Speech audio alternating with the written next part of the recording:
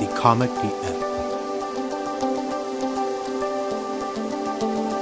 What is up, besties? It is your girl, the Karmic DF, back to you again with another video. This time we're going to cover toxic positivity, what it stems from, where it comes from, why it's so hard for us to, basically why this is more of a coping mechanism than it is actually a good thing, right? My animals are just going to be around, so just bear with me here on that. If you enjoyed these videos, please leave it a like. It really does help my channel. Let me know in the comments down below what you want to see in future videos.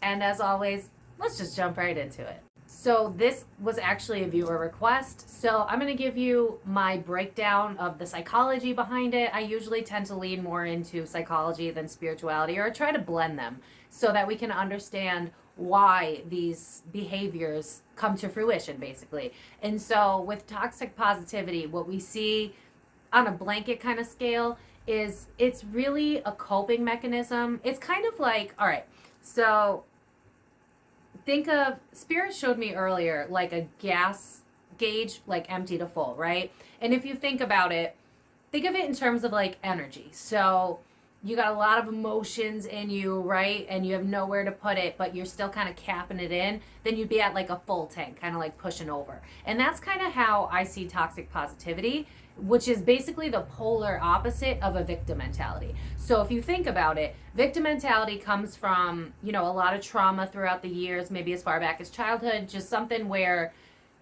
it was common in your life to always go through something traumatic, or just you've been through a lot of shit, basically. Let's just leave it at that, right? And so because you haven't processed all of that trauma, you become your own victim to it. And that's where the victim mentality comes in, because it's like, I didn't know how to cope with all the traumas and tragedies in my life, and so I made it my personality instead of actually, you know, getting down and dirty and trying to heal that.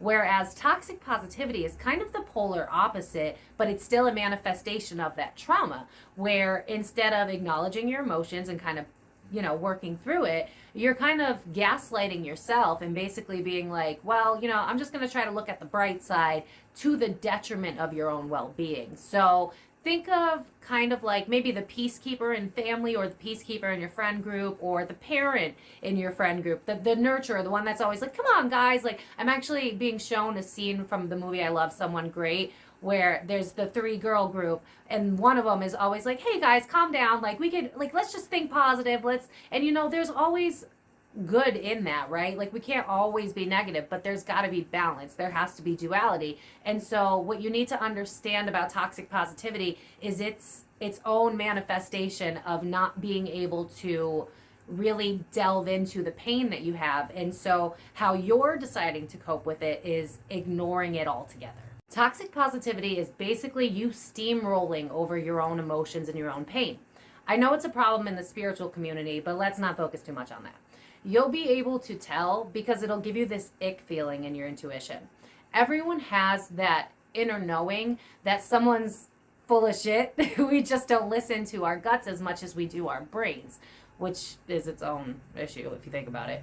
But the most important thing to realize is that it's simple, or simply, it's another way of disillusioning yourself into a belief that you're okay because you're afraid that you can't handle all of the pain that you've been through. Yet the fear of dealing with this pain is so much worse than actually feeling into it and crying, right? So when we fear feeling our emotions, we create this avoidant habit, which then becomes our personality throughout time. Just like the victim mentality, there's the polar opposite, where trauma manifests as a need to stay positive and optimistic because we don't want to go back there, right? To the trauma, to the pain, especially if you're going through a spiritual awakening or just an up-leveling of your life. And then negative emotions will start to come up, and you may be like, oh my God, I'm falling backwards, I'm a mess, right? But in reality, we're so conditioned not to feel our emotions that when we do, we go into a panic, because more often than not, the only time the majority of people really sink into their sadness is when they have no other choice, right? Think heavy life-altering decisions, because that's when you see a lot of people go, in that moment, I knew I had to change, right? Because it usually takes some form of a catastrophic event in our life for us to realize that we need to prioritize ourselves and to change. Think of funerals. bringing the family closer. It makes you reevaluate what matters to you. Instead of waiting for these shit storms to come so we can then adjust our lives around it, right? Why not just adjust our life? Why not just really take stock and hone in on what is going on with us? Who do we want to be? Who do we not want to be? What are we doing and how are we lying to ourselves? And then being honest about that, because just like I said earlier, it is the manifestation of your trauma when you don't address it. And so if we don't address it, it has nowhere to go. And so it's going to turn into something else. Just like the victim mentality becomes a personality, toxic positivity can become its own personality. It's just like two sides to the same coin. Toxic positivity can be with yourself and your way of life, or it could be you downplaying your lows around others. Think of it like this. Is it socially acceptable to respond to how are you with anything less than fine, right? No negative. We don't want to burden others. And so this has become the new life is shit, right? And as always, I don't mind calling myself out to help others. This is my most toxically positive trait. I was taught very young not to need others. And so even now, I can be honest with myself about what I'm going through, which also took a lot of time and a lot of unlearning. But even though I know better, when someone asks me how I am, my brain almost always hijacks it with some version of just minimizing what I'm really going through and not wanting to burden someone else, which is just important as lying to yourself in general.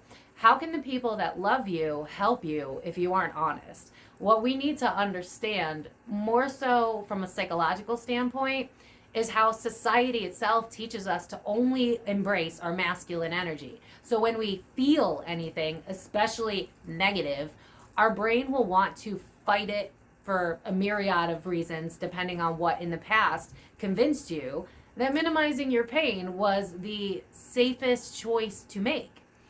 Have you ever known someone who's always positive to the point that you're kind of like, bro, you're not fine? Well, we can see it because we recognize that same behavior within ourselves. This is why triggers are actually really great and so important. And not only that, but they are really useful because they're the keys to you learning about yourself, really understanding yourself. Practicing toxic positivity is basically you disrespecting your need to feel those lower vibrational emotions that have come up for you to deal with. There's a difference between optimism and avoidance. And that's what we need to understand, is balancing the duality between our emotions. We understand that it's important to be positive, right? It's important to be optimistic. It's important to look on the bright side, but not to the detriment of your own well-being, not to the detriment of disrespecting yourself, and not to the detriment of you denying what's going on inside, because the only way to heal that and then to genuinely feel positive is for you to dive into that pain itself. And what we see on a grand scale, especially with men, because they put that in the movies right away, men don't feel anything, right? But especially with men or people that have grown up with parents that taught you to do this, we're kind of made to believe that crying is inherently like wrong, and that all of your feelings should just kind of be dealt with in private and secrecy, like don't really put that stuff out there. And so when we do this, we disrespect ourselves because we Spirit, help me out. We correlate shame with our emotions, and that's not how it's supposed to be. And so that's how both people are operating, the victim mentality and the toxic positive person. They're both coming from a place of, I don't know how to prioritize my own needs, my own emotions. I don't know how to get help, how to talk about these things. And so I'm going to shove it down, and then it's only going to manifest. Well, it can manifest in a bunch of ways, but the predominant ones of going really far off of balance would be toxic positivity and emotionally being engulfed in your sadness. And so there's a group of people, there's a lot of us that see those people that live in victim mentality, and we're like, I don't want to be that, right? I don't want to be someone that's just sucking the life out of other people. I don't want to be someone who is constantly feeling sorry for myself. But then we kind of go too far to the other side where we think that feeling sorry for ourselves is inherently wrong, when in reality, you're a multi-dimensional being. Like, that's the only way I know how to explain this. You have so many feelings, and society's like, these ones are the positive, good ones. You're allowed to feel those. These are the negative ones. Shame on you. Shame, shame, shame. And yet we all have negative feelings. We all cry. We all fear. We all have pain. We all of us, every single one of us. So to feel that we are anything other than human for having negative emotions that need to come out so that we can deal with them and so that we can process them, let them go, let go and let God, whatever you want to call it, that's healthy, right? But again, it's realizing that toxic positivity is more of a coping mechanism than it is a way of life. And definitely in the spiritual community, we see it a lot where people are just kind of like, manifest your greatest desires and keep going and believe in yourself. And what they don't really do is it doesn't feel authentic, right? And we could kind of pick up on that. We could kind of, and that's why I said like it'll give you an ick feeling, is because it's kind of like, again, it's like it's steamrolling what you're really going through. And if we were all to be more authentic, more honest, like, hey guys, it's me, it's Mindy. You know, I used to be an alcoholic. I used to be a hot freaking mess. I made my life into complete shit. I've been into psych wards. I've been this, I've been that, but I came out of it. And you know how I came out of it? I was honest with myself. I reflected on it. I've been the person that was the victim mentality that made all of my pain, my personality, my behavior. And then I had that moment, that light bulb moment where I was like, I don't want to be that person anymore. And then I learned to deal with my emotions and stop putting it on other people. But at one point, I most definitely kind of bounced around towards toxic positivity, because then I was learning that people were not so safe, because then I was admitting to myself where other people let me down, and then I was realizing that I didn't want to be negative, and so then I like boycotted my own emotions, right? Because I thought that was just inherently bad. It was inherently bad to feel bad emotions, which is not true. It's just that we can't live in them. We can't sink into them and make that our everyday life, because then it becomes a habit, and then it becomes our personality, and then we're stuck in that pain every single day. And that's why you see people that are still upset from something from 10 plus years ago, and that's because for them that's still happening right now, because time is not real in our brain. Our brain doesn't go linear like that. I mean, we go like, yeah, 10 years old and this, that's how we compartmentalize. But our brain doesn't know the difference between past and present and future. And so when you live in that, your brain doesn't know any better. And so when we don't want to be that, we can often think that going the polar opposite is a good idea, when in reality, you have to find somewhere in the middle where it is okay to be sad today, and it is okay to be angry at that person, and it is okay to not be your best self. There are days where I don't feel like doing shit to my hair, don't feel like putting makeup on, I don't feel like interacting with humankind, I don't want to be on my phone, I don't want nothing to do with nobody. But as long as I'm not putting that shit on other people, as long as I'm not projecting it, as long as I'm not being rude to others, then that's okay, because I am dealing with what's going on inside of me. And that's what we need to realize, is that in order to avoid toxic positivity, we have to constantly check in on ourselves and figure out where it's coming from to begin with, so that we can understand why we're boycotting our emotions, so that we can begin to start to process it, so that moving on forward, we don't need to be toxically positive, because we've already dealt with the shit that would make us avoid it to begin with, if that makes sense. In order to stop being toxically positive, you have to both admit your feelings, but also get to the root of where you learned to inherit this behavior in the first place. Did you have parents who had their own shit storms, and so at an early age maybe, you realized you only had yourself to depend on? I personally see it as another manifestation of a coping mechanism, which is okay. Similar to, like I said, victim mentality. Unhealed pain will always come up, but when we constantly ignore it, then it builds up. If anyone's seen the SpongeBob meme, or the episode, I guess, where he needs water at Sandy's place, but he wants to diminish his needs to make her comfortable, right? We all do that. And so he's like, I don't need it, without acknowledging what's overwhelming you. That energy has nowhere to go. This is why we see so much disease, anxiety issues, depression, etc. Just like trauma can turn us into someone who only identifies with our pain, like I said before, some people also deal with trauma by pretending that it's not there at all. It's finding a healthy balance so that we don't end up on one extreme or the other. And so we need to be honest moving forward, what's going on inside of us and what can we do about it. I'm going to be real with you. Toxic positivity it annoys me. It does. But even an annoyance is a small trigger that tells me about myself. So if you see someone being overly positive and it irritates you, ask yourself, what is this telling me about myself? And I guarantee the answer will set you free. For me, it mirrors parts of myself. I'm going to be real. I still don't feel entirely comfortable telling others when I'm anything other than good. And so it's a mirror showing me where I let myself down. We can always see everyone else's shortcomings, but not always our own, which is exactly why being triggered is a shitty yet useful gift in its own reality, because every time someone upsets you, they're showing you something about yourself. Not them, you. And just like it's easy for pain to manifest for some as a personality of always feeling like the victim of their own life, been there myself, not judging here, it can also manifest as you seeing pain as weakness. And so you shove it down and voila, toxic positivity emerges. Toxic positivity can also be a manifestation of feeling the need to save others. Think of the friend in the group that's always like, come on guys, kind of like that movie I referenced, and tries to diffuse a situation. They likely know chaos, whether through childhood or some other big events in their life. And so they learned to be the saviors that they didn't have. Can relate. So you'll see some people try to overcompensate to avoid another chaotic event. Think more like avoidant personality disorder. If the conflict doesn't happen, then I won't have to deal with the chaos, right? And what does that tell you? That you're most likely conflict avoidant because somewhere in your past, there was likely a time where it benefited you in a place of survival to be a peacekeeper. But then you ended up taking that on as a habit, which again becomes a personality. That's how powerful trauma and the mind are, especially working together.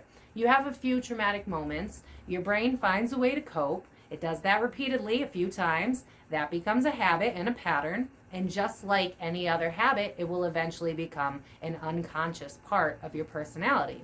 The best way to get out of this is to simply face what brought you there in the first place. Was your home life chaotic and you felt the need to step up because no one else could? And now maybe you've adopted that behavior. Because we are creatures of habit, until we slow down and really look at why we behave the way that we do, we can't change it because we just believe that it's who we are. But steamroll all of your emotions for decades and you are the sum of your pains compartmentalized for your survival. Isn't that crazy? Becoming the person you needed back then will help you unlearn these behaviors. But as always, all learned behaviors take time to unlearn. So please give yourself some grace. Seeing with absolute brutal honesty where you've been can ultimately help you reroute where you want to go. Those that don't know history are doomed to repeat it. Think of the girl that doesn't love herself enough to leave that toxic spouse, right? But I see his potential. That's a form of toxic positivity. That's hope at the cost of your own well-being. That's what toxic positivity really is. It is steamrolling what you need, where you're lacking, where things can be fixed, where things don't want to be acknowledged. It's you disillusioning yourself to better kind of like cradle yourself because you don't want to deal with the chaos inside of you. And again, it's simply a coping mechanism that when you're honest with yourself, it's going to be a lot easier to peel back these layers so that they're no longer a part of you. But in order to break down this trait, the most important thing to do here is to constantly check in with yourself. I would recommend a journal, or if you're one that has the brain like me, if you have Mercury-dominated signs, so that would be Virgo and Gemini placements, then you might have a hard time because your head's like go, go, go, go, go. Or maybe you just are like that, air signs, whatever, it doesn't matter, astrology, no big deal. But what I'm saying is, when we don't check in with ourselves often enough, so like journaling in the morning to see how you're feeling, journaling at night to kind of like let that stuff out, then it all kind of festers within you. So if you don't want to get to the far left of, victim mentality, and you don't want to go to the far right of toxic positivity, then you have to constantly check in with yourself and constantly be honest with what's going on with you, and then really dive into why that's happening.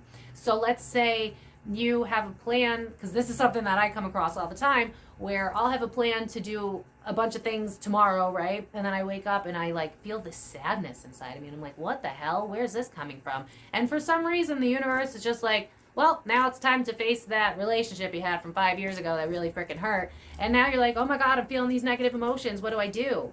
You sit with them. You sit with them. I mean, how would you, if your best friend, someone you really love, someone you care about unconditionally, that you want nothing but the best for, if they came to you and they were like, hey, I got this thing going on, you wouldn't gaslight them, right? You wouldn't be like, oh, that's no big deal. You wouldn't be like, just, you'll be fine. You wouldn't be like, oh, you're whining too much. You'd be like, how do I help? How? And you would give them the best advice possible, right? Because you care about them. You want what's best for them. So why don't you do that for yourself? Because that's the bigger questions to be asking here. We could cover terminology all day long, and I have no problem doing that. Toxic positivity, emotionally avoidant, anxiously attached. All of the ways that trauma manifests itself, which is the main thing that you have to understand about all of this, is it's manifestations of trauma. Because think about somebody who heals to the best of their ability, right? They really work on themselves to the best of their ability.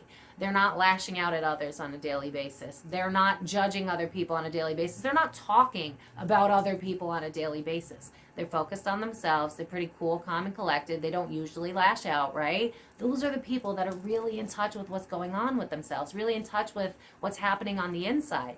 But there's not a lot of them, right? There's not a lot of us that are like, I want to get my hands dirty, figure out what the hell's going on with me so that I can heal, so that I can better show up for myself, have a better life for myself, so that I can move forward.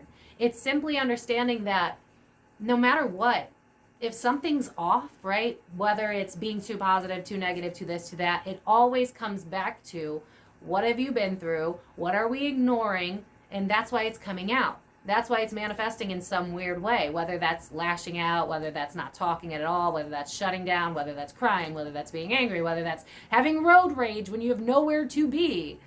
Not animals. I cannot believe they stayed for the whole video. But it's realizing that we're just human beings that are imperfectly perfect in our own way. And the moment that we decide to give ourselves grace and decide to respect ourselves and decide to go, you know what, I matter too, my emotions matter too, and I could throw on a bunch of labels. I could be toxically positive all day long, but at the end of the day, the only person that I'm disrespecting is myself above all else. I mean, you might disrespect someone else, but the main person that you're letting down is you. And if you want to be happy, if you want to live your life, if you want to feel more joy, if you want to wake up and just actually feel positive and really enjoy your life no matter what is thrown at you, then you have to go within. You have to, well, now I'm hearing the song. See, I had to go within. That's a good song. Maybe look that up. That could be a message for somebody. But it's really just being honest with yourself, and it's really just understanding that it's a spectrum, right? It's a spectrum of emotions. A lot of us have not been taught how to deal with our emotions, not properly, and it's about being honest, going within, understanding, checking in on ourselves on a daily basis, prioritizing ourselves the same way we prioritize the people we love, and just realizing that everything is an opportunity to learn more about ourselves. Everything is an opportunity to understand why we behave the way we do, and it's an opportunity to change. Every trigger is an opportunity to learn about yourself. Just like I said earlier, how toxic positivity really fucking pisses me off. It's usually because that is 100% how I act when someone asks me how I'm doing. Oh, I'm fine. I'm good. I'm all right. I'm okay.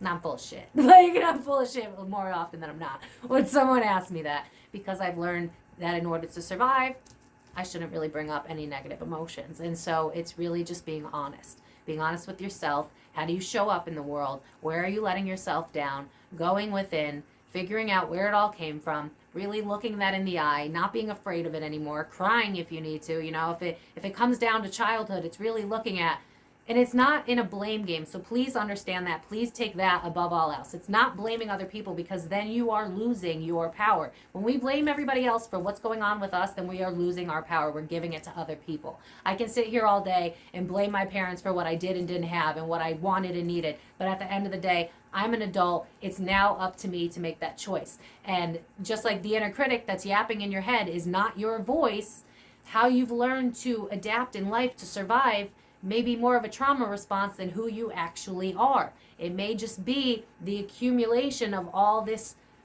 not dealt with pain, making you this version of a person, when in reality you know that you're supposed to be someone else. You know that you're meant to be different. You know that you're meant for more. You know that you're meant to be happy. So really it's just coming back home to self, asking yourself where it all went wrong, for lack of a better word, where you slept on yourself, and then just kind of like a ball of yarn, unweaving it to figure out the core of you so that you could be happy with all facets of yourself when you're having a bad day, and honoring that you're having a bad day and realizing that you're a human being and you're going to feel all facets of emotion, and that's okay, but not getting to one extreme or the other, because that's surviving, that is not living.